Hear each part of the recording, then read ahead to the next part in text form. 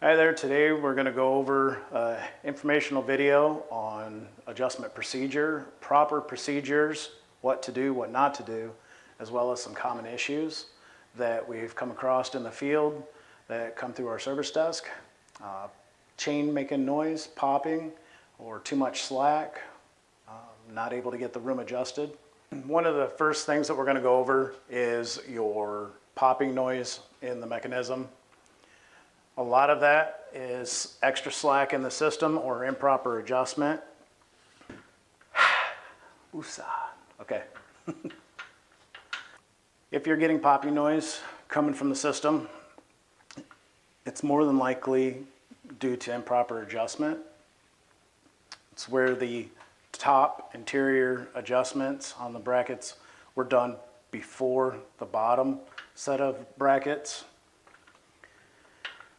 What happens is when you start to do your top adjustments first, it pulls slack into the chain, which in turn gets transferred and gets trapped in between your motor sprocket and your top set of pulleys. And as it's trying to make its way over the sprocket, it starts making a popping or grinding noise as it's trying to make its way through there and pull that slack out. The only way to correct this is to loosen up on all four of your adjustments. Get the room ran to the in or sealed position and start your adjustment process over again, starting with the bottoms first, putting your 20 pounds of tension, or you can adjust it to the point of 1/4 inch deflection, then cycling the room 3 times. Once it's back into the sealed position after that 3rd cycle, double check your bottoms first again and make sure that you have the 1/4 inch deflection or 20 pounds if you're using a cable tension tool. Then go to your tops and put 10 pounds or 1/2 inch of deflection. Once that's done, go ahead and put your lock nuts on, or jam nuts, and lock it down, and you should be good to go from there, and the slack's out of the system. All right, tools that you're going to need for working on the exact slide, the G55, an impact or drill, typically a square bit, a 3/8 socket with a flex drive shaft, a pair of needle nose pliers, a 3/8 and 7/16 speed or gear wrench, as well as, if you have this availability, a cable tensioning tool. All right, natural instinct for customers or service centers, when they hear that noise of a popping chain coming from the inside of the jam, they want to take off this jam clamp and remove it and find out what the problem is and where the noise is coming from. So we're going to go ahead and do that now by removing these screws on the interior panel.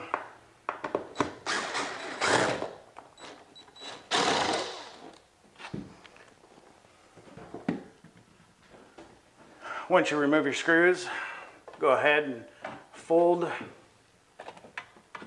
the jam clamp back. There's going to be slots in the jam clamp that'll go slide right over the cables. Set that off to the side. When you remove your jam clamp and you're looking for this popping noise with tension on the box, once you've removed the jam clamp, this jam is now compromised of its structure. That's what the jam clamp does. It helps secure the inside of the jam. The outside's already screwed in, and that's what supports that jam against the rough opening.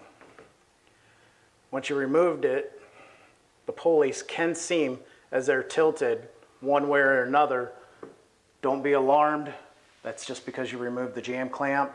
Once you put that back on and add your screws, everything will realign itself. The slack that you're looking for in the chain for a popping noise, you'll be able to see while you cycle the room in and out just a few inches. You'll see that slack and that popping noise coming from this location right in here. So before you start with your adjustment process, a couple of things, key points to look for: your standoff bracket location. An 1/8 to 1/4 inch recessed back from the end wall tube to make room for your fascia board or whiteboard to be added to the box after you're done adjusting. Make sure that all 4 brackets are equal distance away from the end wall of the tube. If this one's at an 1/8, all the other 3 should be at an 1/8 recessed as well. The other thing that we're seeing is if a bracket is deflecting or pulling away from the box, such as this bottom one here, this could be due to improper backer, using the wrong screws, using a self-tapping screw and drilling out your wood backer in the tube, and that's allowing that bracket to give away and pull away from the box.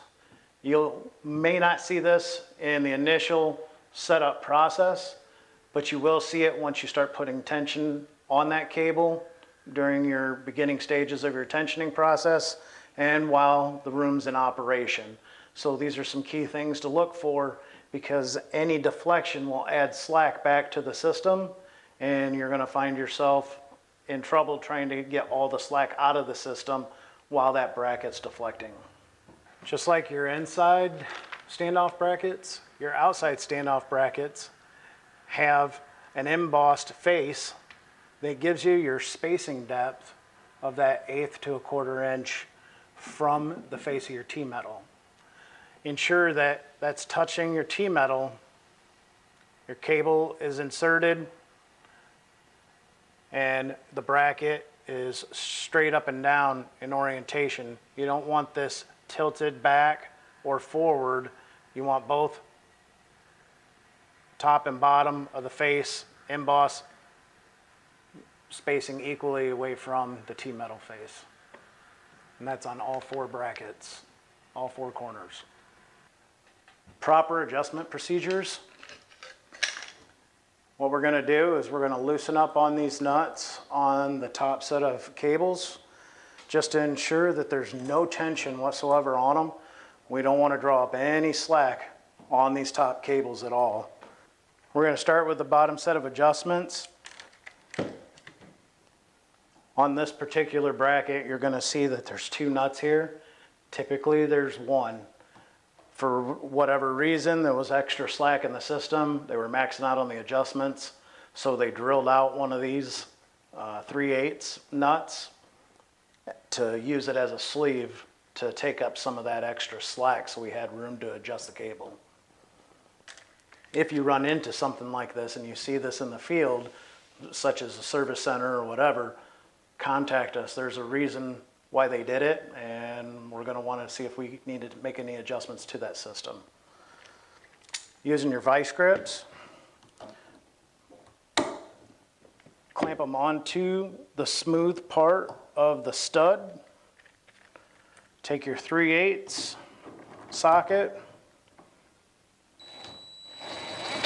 add tension until you have 1/4 inch deflection up and down.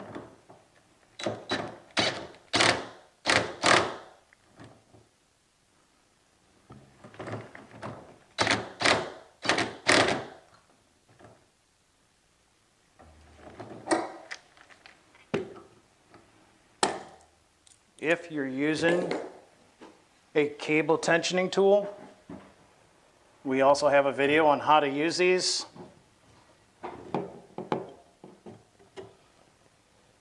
Set it to 20 pounds.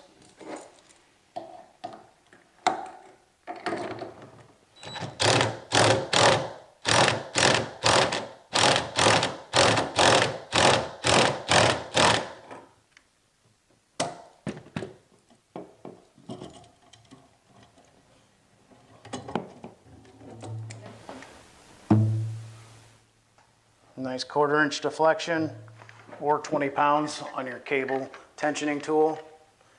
Then go to the other side and repeat the process on the bottom bracket. Using your vice grips once again, smooth part of your stud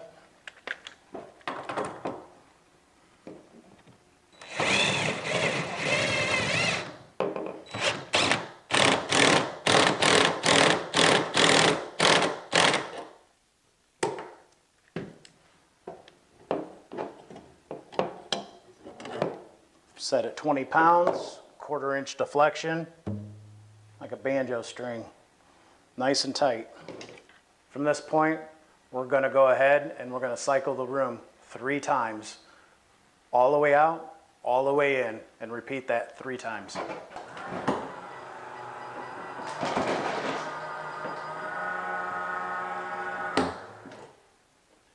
Once you've cycled the room 3 cycles, double check your bottom tension on the cables. If an adjustment needs to be made, go ahead and make that. This one is off by just a few pounds. We're going to go ahead and tighten it back up to the 20.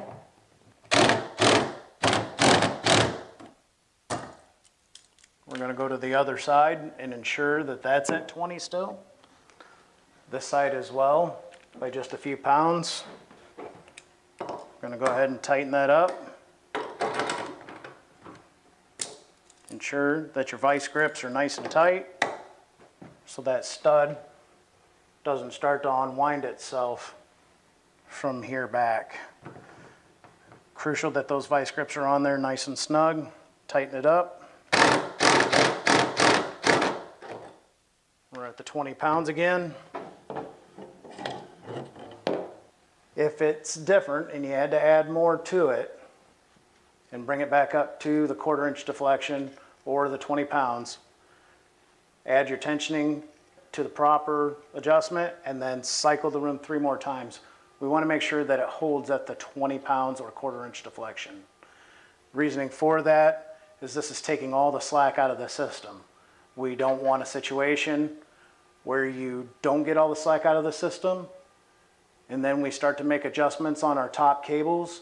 It traps some of that chain in between your motor sprocket and the top set of pulleys, causing a popping noise later on. Okay, we've cycled the room 3 more times.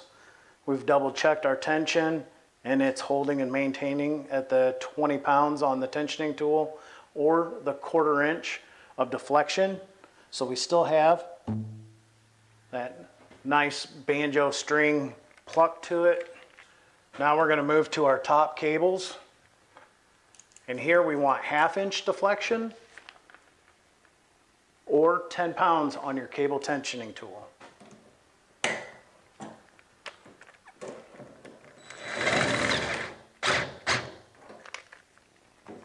Go ahead and throw on my tensioning tool.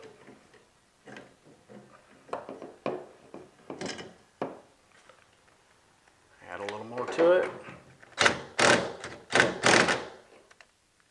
10 pounds.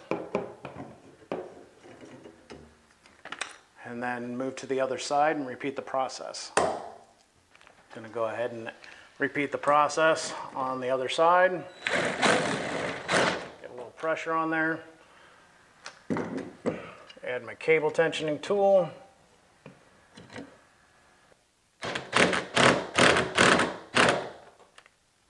Got her right at 10 pounds or 1/2 inch deflection.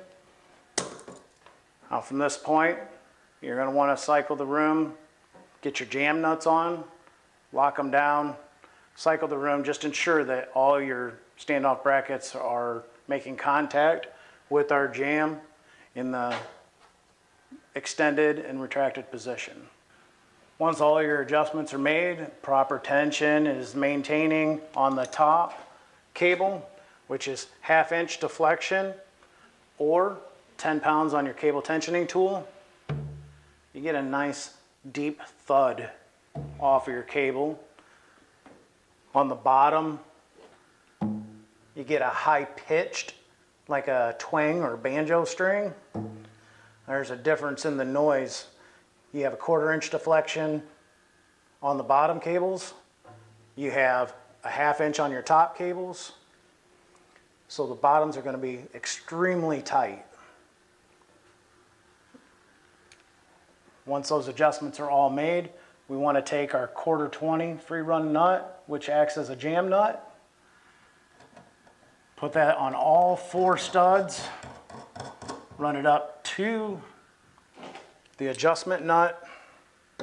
Take your 3/8, your 7/16, and lock that down on there tight. That's going to ensure that this cable doesn't start to unravel itself from the back of the stud going back into the mechanism. Keeps everything locked in place. If you've tried everything that you can as far as adjustments or relocating a standoff bracket if it was off location, what you can do is locate the number on the inside of the jam. It's going to be an 8-digit number starting with 2020. This number indicates standoff bracket to standoff bracket, as well as the jam height and punch locations. Everything's determined off of that part number, and it's particular to this rough opening and travel depth of this box.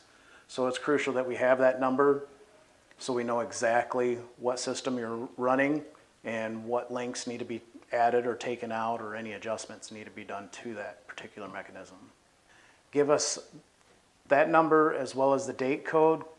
Call into our BAL customer support, and they will go ahead and give you some additional information from there that you may need to do in order to get the slack out of the system.